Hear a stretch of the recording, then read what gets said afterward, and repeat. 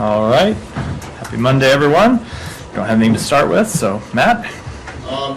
Yeah. Well, so after the events of, I'm sorry, let me turn my report on. After the events of Friday, particularly the veto at the Security Council, the Secretary's meeting with the Arab and Islamic foreign ministers, and then the emergency determination on the tank munitions to Israel. I'm just wondering, are you guys aware of how isolated you are? So I would answer that by saying every time we engage with one of our partners in the region and our partners around the world, what the Secretary hears is the indispensability of American leadership, both in helping to resolve this conflict and bringing into it that guarantees the destruction of Hamas, and in planning for the days and weeks and months and years to come. Now, that doesn't mean that we have agreements with everyone in the region about the best way forward. Obviously, we don't. There are a number of countries that have called for a ceasefire. We've made clear that while we support humanitarian pauses, we think a ceasefire that would allow the leadership of Hamas that plotted and planned October 7th to continue to carry on in Gaza and plan future attacks is one that's unacceptable. While we have disagreements, ultimately, that American leadership is critical both in this conflict and to broader issues in the region.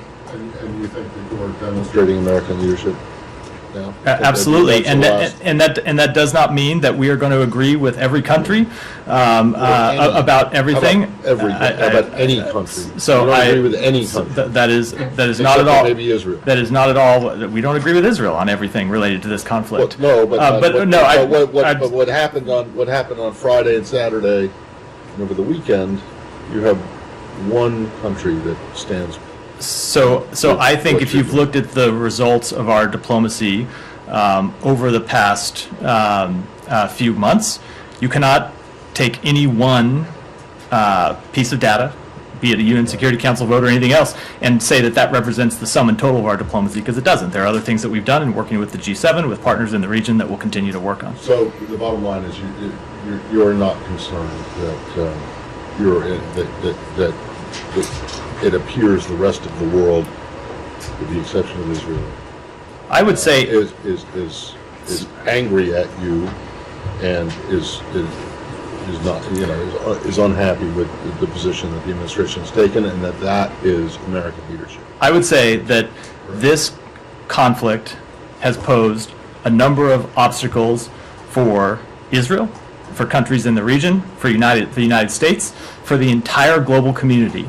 And so we are trying to resolve this conflict, as I said, ultimately with a result that protects civilian lives to the maximum extent possible, that ensures that Hamas cannot rearm and refit and launch the attacks of October 7th again.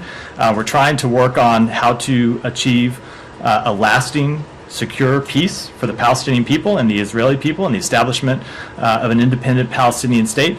And we are engaged every day, from the president and the secretary on down. And I will say that even when we have policy disagreements, including sometimes very serious policy disagreements, every country that we engage with says they want to see America engaged. And they want to see America engaged both in helping to manage this conflict, and helping to prevent the conflict from spreading, and helping to plan for post-conflict governance in Gaza and beyond. So I know that's a long way of answering. The point I'm trying to make is you can't take a disagreement at the Security Council or a disagreement over pieces of the policy, and I think impute broader, broader trends from that, other than to say that, of course, this conflict is posing challenges for every country in the world. It's posing very serious challenges, of course, to the government of Israel, and posing very severe difficulties to the Palestinian people. That's I think the first order question. For the United States, we're going to continue to try and stay involved, because we think it's in the interests of Israel, the Palestinian people, broader regional security, and of course the security of the United States. Last one. You're very fond of saying, you and every previous administration I've covered, very fond of saying, in terms of numerous conflicts, almost every conflict around the world, that there is no military solution to this. And yet your actions over the course of the last 5 days suggest that you think that there is, or that the only solution to this conflict is military. Is that an accurate reading? No, I don't think that's an accurate because I don't. So you don't think there's a let me military just solution? no. Let me answer it this way. I don't think it's an accurate reading because I think there would be other conflicts where we say there are potential military solutions. We think the Ukrainian military repelling Russian forces from their borders would be a military solution to that conflict. Well, no, There yeah, could- but that you've always talked about diplomacy at the end. Of course, and there will have to be diplomacy at the end, but then as an immediate... Diplomacy as at the end with Hamas, between Israel and Hamas? No, I was talking about the first Okay. conflict. With respect to this conflict, we think there can be a military solution to taking out the leadership of Hamas that planned and carried out the attacks of October 7th, in taking out the militants who crossed into Israel and carried out those attacks. Ultimately, there is not a military solution to the broader issues between the Israeli people and the Palestinian people. That is something that cannot be solved militarily. It has to be something that is solved eventually, in our judgment, with the establishment of an independent Palestinian state. Thanks. Come here, go ahead. Hi, Matt. I have a couple of things. This administration earlier this year unveiled an overhauled arms export policy with increased emphasis on human rights. Let me read your policy back to you. Quote, "No arms transfer will be authorized where the United States assesses that it is more likely than not that the arms to be transferred will be used by the recipient to commit, facilitate recipient's commission of, or to aggravate risks that the recipient will commit genocide, crimes against humanity, grave breaches of the Geneva Conventions of 1949, including attacks intentionally directed against civilian objects or civilians protected as such, or other serious violations of international humanitarian or human rights law," end quote. So just want to understand, given the flow of weapons transfers to Israel, is it the U.S. assessment that its weapons provided to Israel are not being used in any of the situations that I've just read out loud and are described in this policy? So I will say that our expectation of every country to whom we provide military assistance, weapons and other assistance, is that they use that assistance in full compliance with international humanitarian law and the laws of war, and Israel is no exception. Right, but at the moment, you just told me your expectation. However, there's been some results on the ground that we have seen. So what is the U.S. assessment on the results that it has seen so far on the ground? So if let me take that in a couple ways. One, if with respect to any specific, I get asked sometimes about a specific strike or a specific use of an arms. I'm not able to offer an assessment here from this podium. I often don't have all the available information. With respect to the overall use of arms, we have not made any specific determination of the type that you laid out in the intro to the question, but we have said we think there are more things that Israel can do to minimize civilian harm. The Secretary talked about some of those this weekend. We think there needs to be more predictability in the South for when humanitarian pauses can take place. There needs to be more predictability in terms of the corridors that that civilians could use to get themselves out of harm's way, and in designated time periods when those are protected. There needs to be more predictability in those same corridors so aid can come in.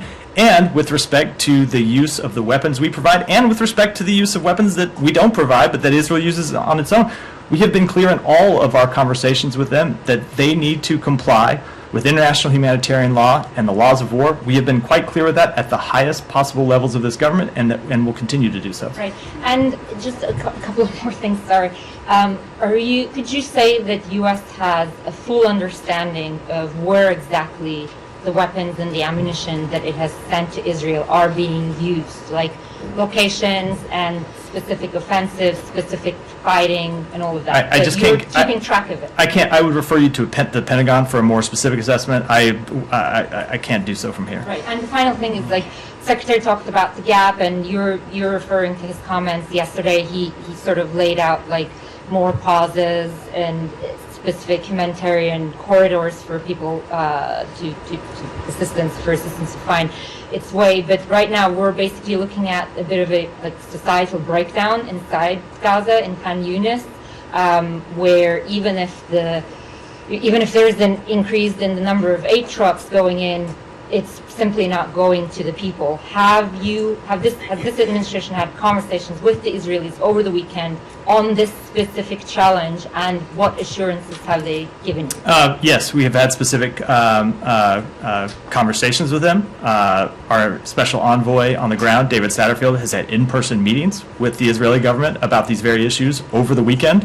We've had him at the highest levels of this department to make very clear that more needs to be done to get humanitarian access in. We have seen, so as you know, just to give it some context, we saw expanded levels of humanitarian access during the pause. Part of that was that the government of Israel was allowing more humanitarian access to get in through the Rafah crossing. Part of that was because there was a pause, it was much easier for the enablers, the deliverers of humanitarian access, to move it around Gaza. Since the resumption of combat operations in the south, we have seen the Israeli government decide to let more humanitarian assistance in, which is good, something we support, something that we have urged them to do and have been gratified that they have done. And there has been, the problem is now getting that humanitarian access not just through Rafah, but then delivered to the people who need it. And that goes to what I was laying out at the beginning, which is there needs to be more predictability in terms of when there are pauses, where there are pauses, so civilians can get to safe areas, and so the humanitarian access can be delivered. And I will say, we are laser focused on that and have had ongoing, sometimes nearly hourly conversations with the government of Israel, as well as, I should say, with United Nations agencies about how exactly to implement that. Jen? Matt, can I follow up? You and the Secretary have laid out these additional steps you'd like to see Israel take, but have you given them any ultimatum to actually take those steps? Will there be any punitive measures if they continue to refuse to do so? So I am never going to speculate about what steps we might take in public. I will say that if you look at the totality of the Secretary's engagements with the government of Israel, on his first trip to the region, went to Israel, went around the region, came back and said to the government of Israel, we need you to open Rafah Gate to allow humanitarian access in. And as you may recall, there was a big negotiation over that, and ultimately we got humanitarian access in.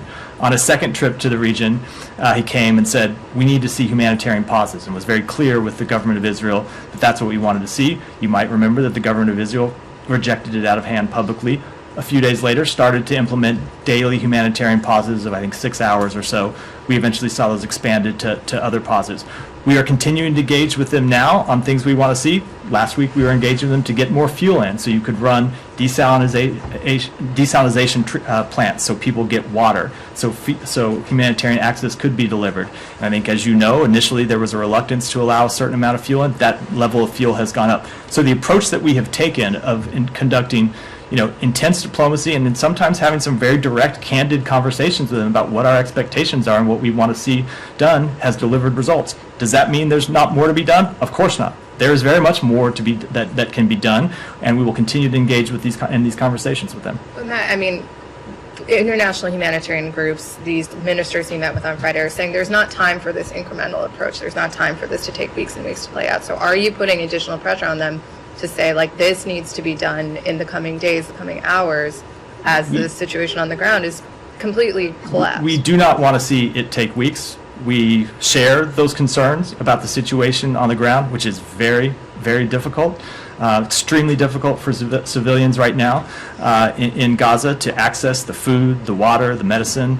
they need. It's tough to move around in the middle of a conflict, so we're going to continue to have these conversations with the government of Israel. But I haven't said it yet in this briefing. I haven't been asked yet in this briefing. I do want to reiterate that this is only a challenge because Hamas continues to embed itself inside the civilian population in southern Gaza, in Khan Yunis, in the very places where we are trying to get humanitarian assistance into civilians.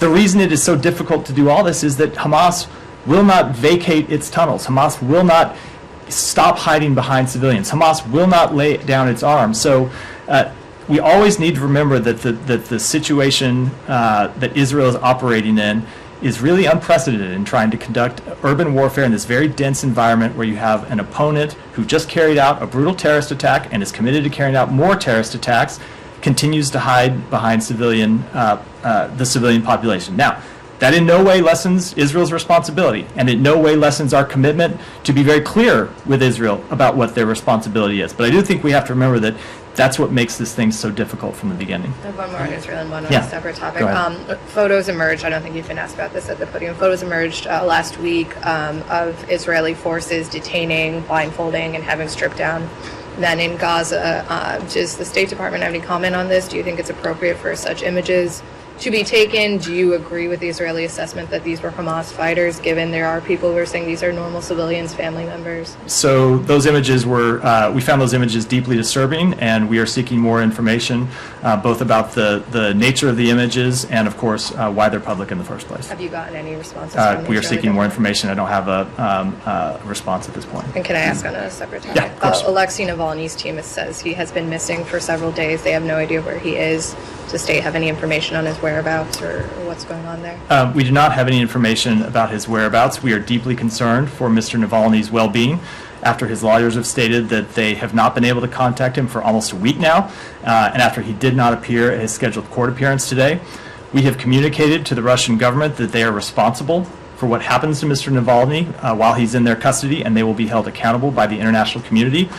We have repeatedly joined Mr. Navalny's family, his colleagues, supporters around the world in calling for his immediate release without conditions, and for the Russian government to end its continued repression of independent voices in Russia who are subject to relentless harassment and intimidation for exercising their human rights, and will continue to follow the cases of everyone in Russia who has been illegally detained. Sorry, quick clarification. You've communicated that message to Russia since the news of him We going have. missing? We have. And at what level was that communicated? I don't have a specific readout. I'll come in. Saeed, I'm going to call him. I'll come. You know, every day I come to you. So go ahead. I know you do. Ask a slightly different version of what Humaira has been asking about, and to specify that this is without regard to internal deliberations, specific attacks, any formal determinations the U.S. may have made. Is the U.S. collecting any information about whether war crimes have been committed in Gaza by either side? So we are monitoring everything that happens in this conflict.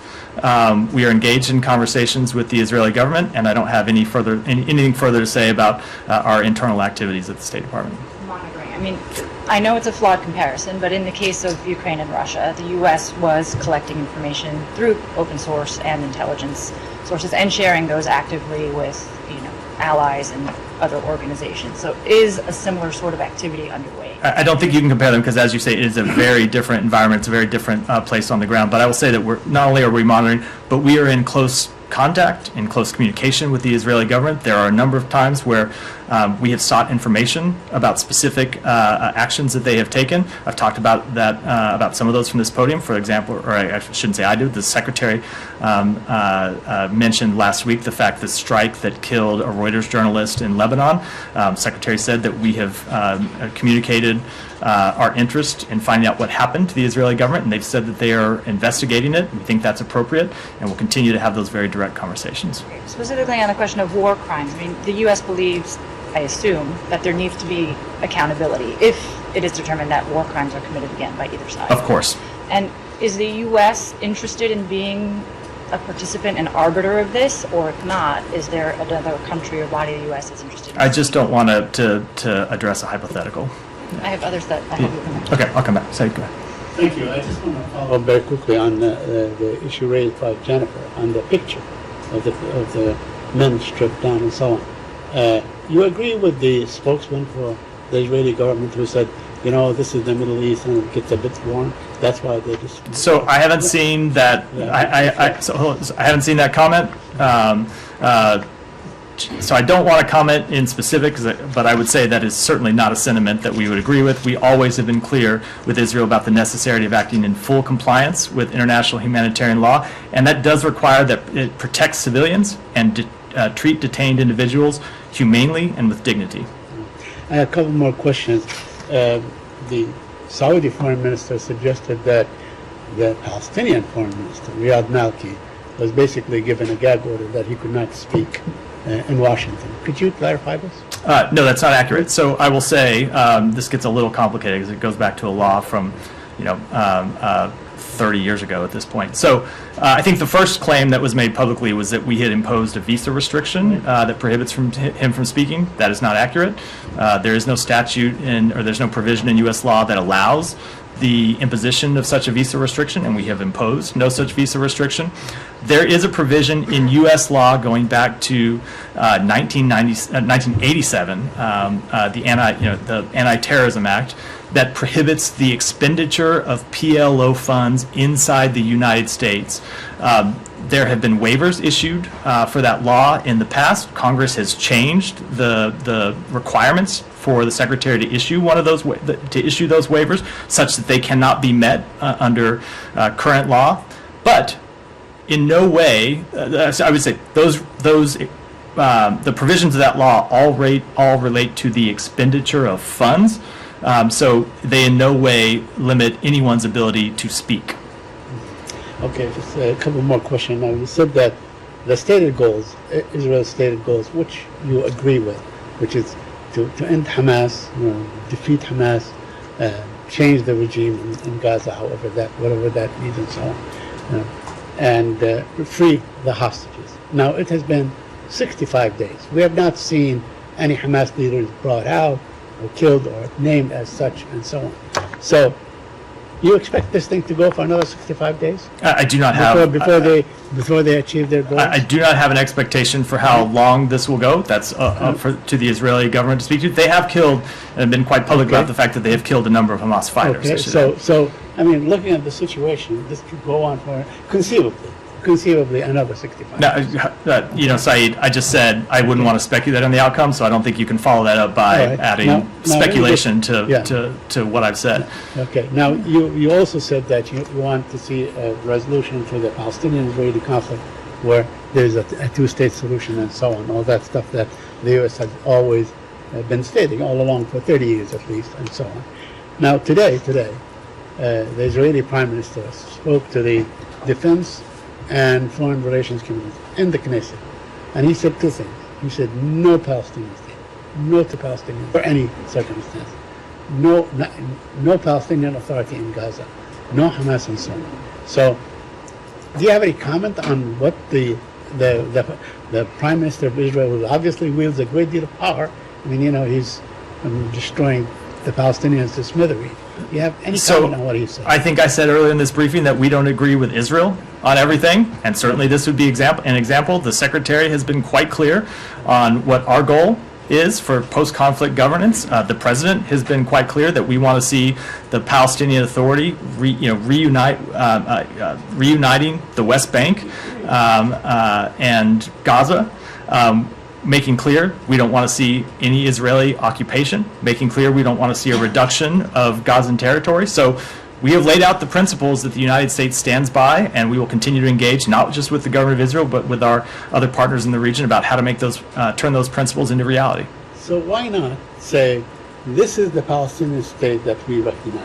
Its borders are this, it is this, and so on. Its characteristics are such and such. Why not do that? Because we think ultimately this is best resolved by diplomacy and negotiations, which is what we're pursuing. Thank you, Matt. Would you say that under U.S. law, that any individuals or entity or government that provide financial support to a terrorist organization is vulnerable to, or liable rather, to prosecution by the U.S. government? I don't think I'm going to start speaking to any prosecutions by the U.S. government from this podium. That's a matter for the Justice Department, let alone hypothetical ones. Yeah, but you know for a fact that anybody who gives material support to a terrorist organization, you will accuse them of supporting this terrorist organization. I know the status of U.S. law about material support for terrorism, but when it comes to speaking about who might get prosecuted and who might get not, you understand that's not something that the State Department does. Okay, I'm just asking you a question because I'm sure you saw the Times report that the Israeli intelligence, with the approval of Netanyahu, has carried suitcases full of cash to Hamas. And the purpose was declared, and this is quotes, that basically this is the only way to prevent a two-state solution, if we can only prop up the extremist Hamas in Gaza. So in this case, won't the Israeli government will be liable for prosecution because they given financial aid to a terrorist organization that you list on your own State Department website as a terrorist organization? Again, I'm not going to speak to prosecutions from this podium. It's not something we do at the State Department, and it's not something we speak to. The Justice Department is quite clear about they're the only ones inside the government that speak to prosecutions. Okay. You saw the UN report that half of Gazans actually are facing starvation. Apart from Hamas, you blame normally. Who else is bearing responsibility for half of the population that actually can be starving? So what I think is that everyone involved in this conflict needs to do more to allow humanitarian assistance to get in and allow the people in Gaza to be able to move around to get access to humanitarian assistance. Of course, there is Israeli government plays a role in that. Partners in the region play a role in that. The UN agencies play a role in that. And the United States is actively working with all of them to try to increase the amount of humanitarian assistance that gets in for those civilians who desperately need it. Okay, and finally, you described these images as disturbing. And you said you're seeking more information from the Israelis on this. But actually, by definition, according to the Geneva Convention, if an army, which is in this case, these videos were released by the Israeli army, filming a civilian population, we know some of them are civilians because some of our colleagues, including journalists, were among them. You take pictures of them and you put them publicly, that's already a violation of the Geneva Convention and how do you treat prisoners of war. So why do you need to seek more information where you can actually condemn Because, them as I as a said, violation of international law? Because all we've seen are the images, and as I said, we're seeking more information about both the status of those individuals, the status, the circumstances in those videos, and how ultimately they became public, which is very relevant to the very question you asked. Michelle, go ahead. Thank you. I have a couple of questions, if you don't mind. Did the U.S. first warn the Iraqi Prime Minister al-Sudani of harsh consequences if Iraq does not act to stop the attacks on American and American facilities in Iraq? So what I will say is that we have had conversations with the Iraqi government, and that includes the secretary who traveled to Iraq several weeks ago to meet in person with Prime Minister Sudani, and then had a phone conversation with him a little over a week ago to speak about a number of things. But one of the things he made very clear in that conversation is the same thing our ambassador has made clear, and the same thing others in the U.S. government have made clear, that U.S. forces are in Iraq at the invitation of the Iraqi government. They're there conducting an anti-terrorism mission that benefits the Iraqi people, and we of course expect the Iraqi government to do more to hold accountable the Iranian-backed militias who first were launching strikes against U.S. military installations and U.S. military personnel, and then as recently as last week were launching strikes against our embassy. So we very much do expect the Iraqi government to do more, and as we have always said, we will take whatever actions we need to as the United States to defend U.S. personnel, defend U.S. interests. And second, on Lebanon, Israeli Defense Minister has said today that Israel is open to the possibility of reaching an agreement with Hezbollah if it includes a safe zone on the border and guarantees. Do you have any comment on that? Will the U.S. mediate between Israel and Lebanon to reach such agreement? So I'm not going to comment specifically on that report or on that proposal, but I will say that one of our goals from the beginning of this conflict has been to prevent it from widening, and that of course includes from widening northern Israel into Lebanon. We have had conversations about that with the Israeli government and encouraged and said that we very much do not want to see the conflict from widening. We do not want to see the conflict widen, and have had conversations with other partners in the region, and we would support, I won't say anything, but we would support steps that would achieve that goal. And are you aware of any ultimatum that the Israeli government issued to Lebanon or to the Lebanese No, government? I'm not. Thanks. Matt? Go ahead. Yeah, thank you, Matt. In light of a recent Jerusalem Post report about a UN agency, UNRWA, school teacher in Gaza holding a hostage captive in an UNRWA school, as well as teachers at UNRWA schools in Gaza praising the attacks on social media with ties between Hamas terrorists and the agency's schools, is President Biden now willing to defund this terrorist UN organization, UNRWA? And I have a follow-up. So I would just say with respect to that first report, we saw that report, we sought information from UNRWA about it. I would add that to our knowledge, that report has never been verified. Certainly if that were the case, we would expect accountability for the individual involved. But I do want to speak about UNRWA specifically. UNRWA is providing life-saving work for Palestinians right now under very difficult circumstances. We've seen, I think it's more than 100 UNRWA staff killed during this conflict, while they are out trying to get food and water and medicine to the Palestinian people. The work that they are doing is essential.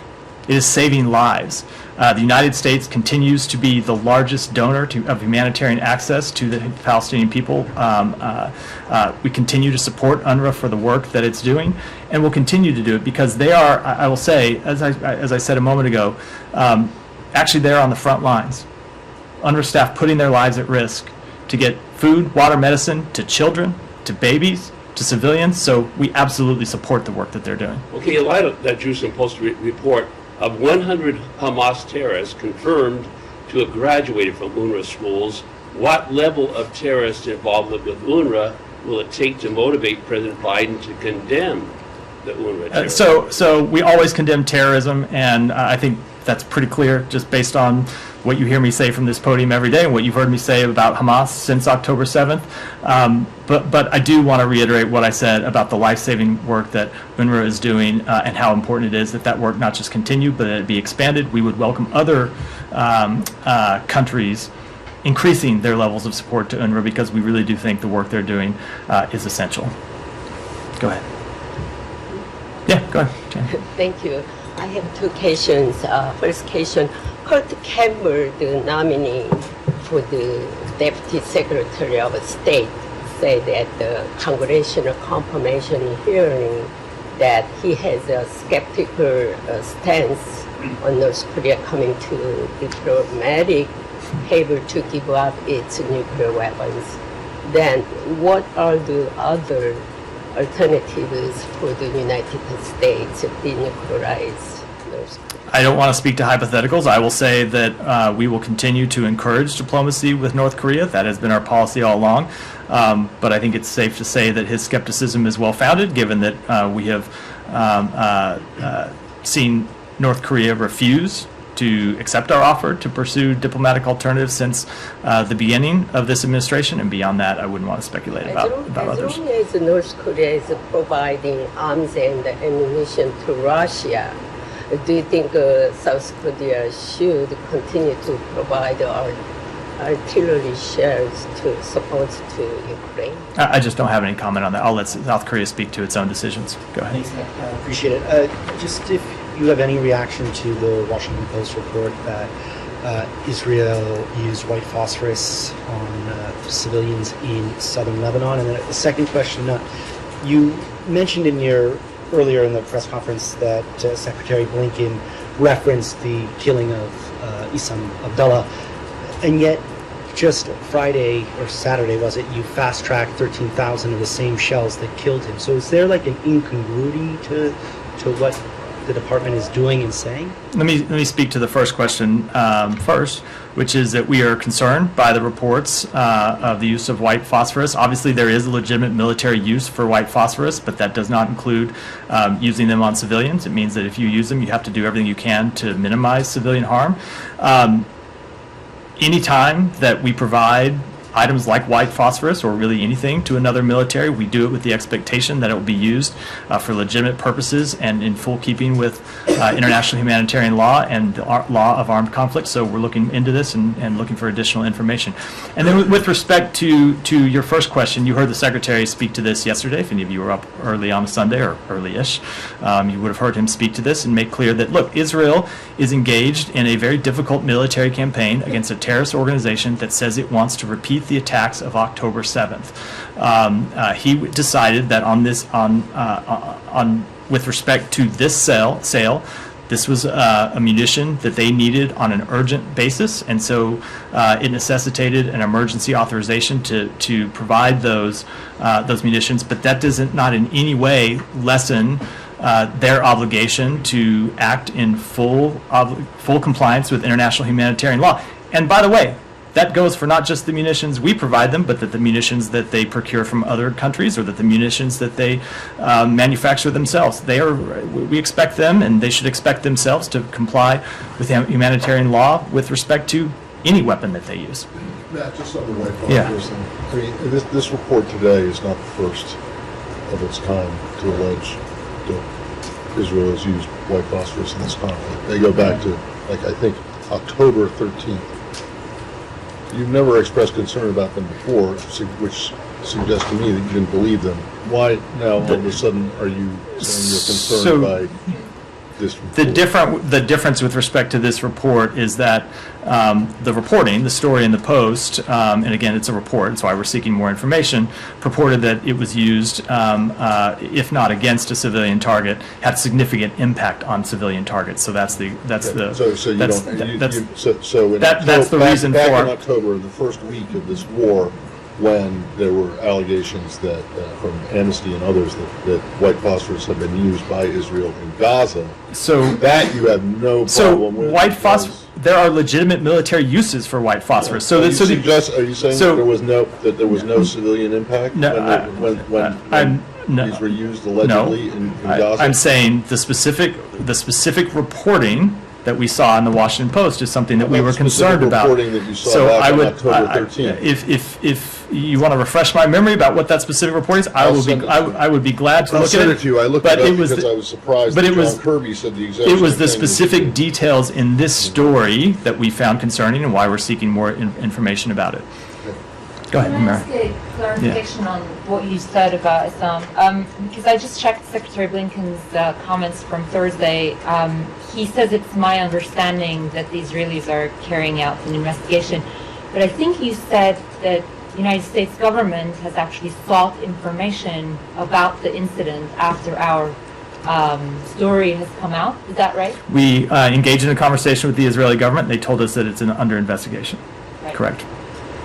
So, go ahead. Different topic. There's some reporting today that some federal agencies are mobilizing to protect against cyber threats, particularly from the PRC, targeting or having a potential impact on the 2024 elections.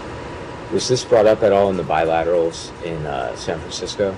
So I'm not going to speak to everything that's brought up in bilaterals, but you may recall there have been other reports of Chinese cyber activity previously this year, around the time that the Secretary was engaging in meetings with his counterpart, Wang Yi. And as we said at the time, Chinese cyber activities are something that we typically raise in our meetings with them and have done so for some time. Can I just directly related to that? Yeah, go ahead. Just because in recent reporting about Chinese military cyber actors embedding in some critical U.S. infrastructure, it was noted in that report that President Biden, in his bilateral with President Xi, did not raise that topic. So just specifically on that issue, has Secretary Blinken in his recent interactions raised what is now known to be a significant Chinese presence in some critical U.S. infrastructure? I just don't want to give a specific readout about what our private diplomatic conversations, but this is an issue that we have raised on a number of occasions with the Chinese government. We have long been concerned about their cyber espionage and other intrusive cyber techniques. Can I go back for an update on aid coming in and Americans coming out? Can you just give us, since it's been a few days, the latest figure of Americans who have gotten out of Gaza and are still waiting to leave? Sure. The number of Americans, and again, it's American citizens, legal permanent residents, and their family members. I know you know that, so just for the, I can see you shaking the head, but I always have to give the qualifier just so it's clear what I'm talking about. Over 1,200 who have made it out now, and there are somewhere around 900 who are remaining.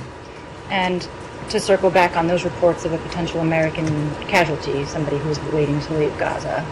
We still have not been able to confirm it. It's something we're trying to do. I had a follow-up conversation with someone today trying to get more information and confirmed that no, we have not been able to track down any further details or confirm that, in fact, there's an American citizen who died in Gaza. Have you enlisted the Israelis in helping verify that? We have tried, I don't want to speak to specific methods, but we have tried a number of different avenues to try to confirm whether this person indeed died. The safety and security of any American citizen anywhere in the world is our first priority. It's our of utmost concern. We're actively trying to confirm information and just haven't been able to do so as of yet. Okay, Can I just go back? No, I just want to go back to this white phosphorus thing, because I pulled it up.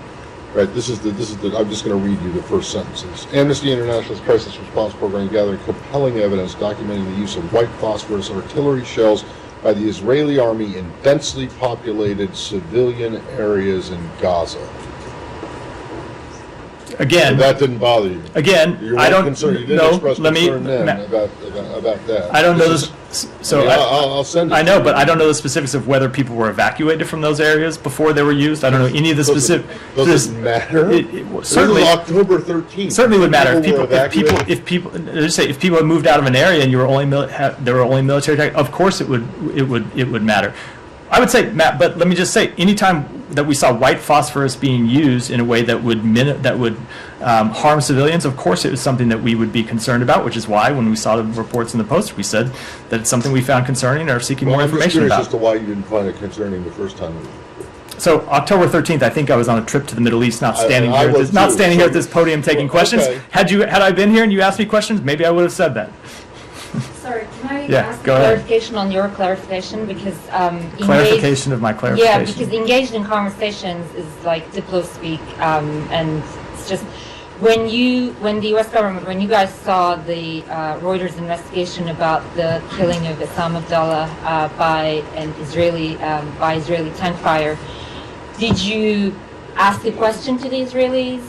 Like, what is engaged in conversation? I am not going to get into those private diplomatic conversations, but we saw the report. We wanted to have more information about it. We engaged with the Israeli government, as we do quite regularly with these types of reports, and we're told it was under investigation. But was the question about, targeting of journalists, or was it whether they were the same shells that are provided by the U.S.? I'm not going to speak to this specific engagement, but we regularly engage with them about the importance of engaging in international humanitarian law, the importance of doing everything they can to minimize civilian harm, and that of course includes journalists. And did they give you a time frame on when their investigation about I'm just not all going. of the That is a question. for them to answer. It pertains to their investigation. Go ahead. Matt, thank you. Mark Stone from Sky News. Can I just return to the images of the Palestinians stripped and in the back of vehicles and seemingly handing in weapons? Why not just condemn the images now? Why wait for an investigation as you've asked for? As I said, we found them deeply disturbing. I just don't have any additional comment on it. But can I follow up? Is there any circumstance in which those sorts of images would be acceptable? Again, we found them disturbing. I don't want to discuss other potential circumstances. We have found them disturbing. We've asked them to clarify the circumstances of these detentions, and we're going to look to them to provide those details. And how long will you wait? That is how long it will take is a question for them. We have pressed them for details about these circumstances. We expect them to provide them. Okay, because the reason I ask is because on many different moments over the course of the past however many weeks it has been, we've heard the American administration say we've asked for, we're concerned, or we've asked for clarification, we've asked for more detail. And yet the moments keep coming, and I wonder, is it actually the case that you are behind the scenes actually not that worried about Israel's tactics, its military tactics on the ground? Or have you lost all leverage with the close allies? I appreciate the gotcha nature of the question. Genuinely, it's not. It's not. Sure. Genuinely it is, but that's okay. It's fair. It's not a gotcha moment. If you stop, I'll answer the question. I answer questions of all types. I will say that you should take our words at face value. When we're concerned about something, it's because we're concerned. And when we say that we have direct, candid, sometimes quite difficult conversations with the Israeli government, it's because we do. And I will go back to something that I said earlier in this briefing. When you look at the totality of our engagement with the Israeli government over the course of this conflict, there have been a number of times where we went to them and said, this is an action we need you to take. And the reaction from them has been, oh, it's something that we can't do. It will be very difficult. You've seen them come out publicly and reject it. And we work on it behind the scenes and we deliver results. We've done that with respect to pauses. We've done that respect to humanitarian assistance. You've seen us do that just in the past week with respect to fuel. You've seen us do it with deconfliction zones in the south to ensure that there are places where civilians can be that are the deconfliction sites so they're not struck by the Israeli military. So we mean very much what we say. We follow up with the Israeli government. Sometimes things don't move as quickly as the public would want. They don't move as quickly as we want. but we engage with them on these tough conversations because we care very much about getting this right. We care about protecting civilians. We care about getting access to the care that they need. And so we will continue to engage with the Israeli government at all levels on all of these issues. So lastly, if I could just... Okay. That's a lot. Thank you Go ahead. very much, Matt. I want to dedicate this question to my father, a journalist who started the Frontier Post 40 years ago from Peshawar, who passed away 2 days ago. Both the questions are dedicated to him. Number one question is Pakistan and Afghanistan relations are going down. Imran Khan even wrote a special letter about it from jail the other day, where he said that the relationship are going very down, and the way Pakistan is kicking out the Afghan is very disrespectful. And my father personally played a very positive role in bringing peace during the civil war days in Afghanistan. Is the U.S. at all concerned about the relationship going back? So first of all, let me just start by offering my condolences to you. I obviously didn't know your father, but he sounds like an incredible man, and I'm sure it's very tough for you and your entire family to lose him. So my thoughts are certainly with you at this time. With respect to relations between Pakistan and Afghanistan, obviously we support diplomatic resolution to all of the various issues between those two countries. It's something that we have been engaged on. We've detailed the substance of some of those specific engagements over the past few weeks, and we will continue to do so. Just one more question about him. One more question, just about his journalism.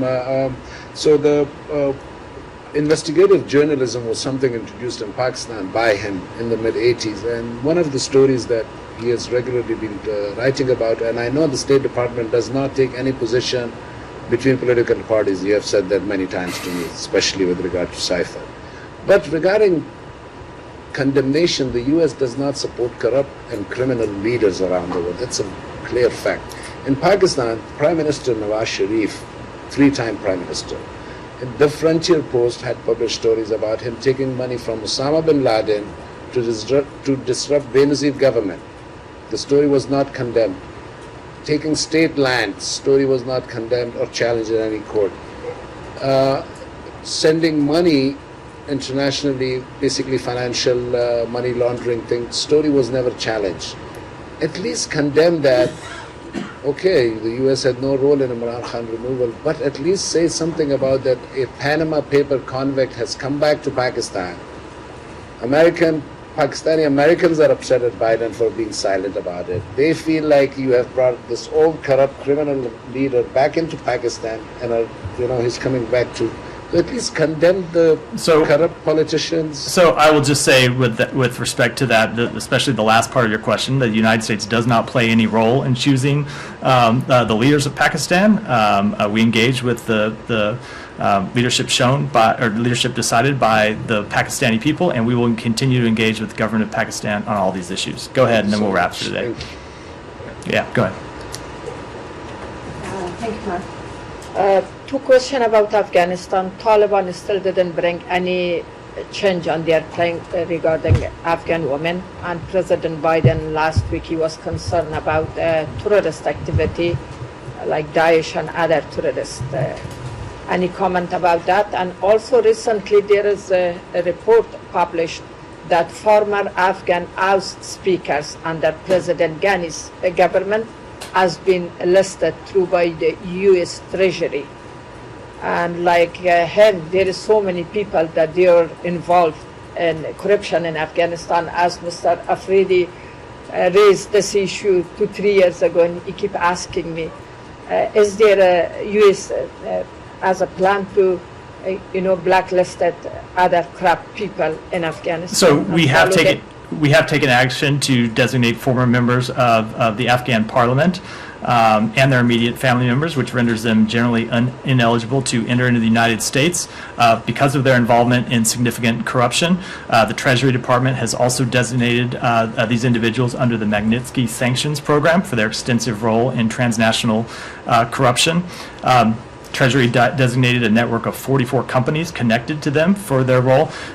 So I will say that we will continue to take action to combat corruption, both in Afghanistan and around the world. And with respect to the first question you asked, of course, we continue to be very concerned about the treatment of women and girls in Afghanistan. We continue to be very concerned about the potential for terrorist activities in Afghanistan. We've made clear that we maintain the capability to conduct over-the-horizon anti-terrorism activities. And of course, we expect the Taliban to prevent Afghanistan from being a haven for terrorism as it has been in the past. And with that, we'll wrap for today. Thanks, everyone.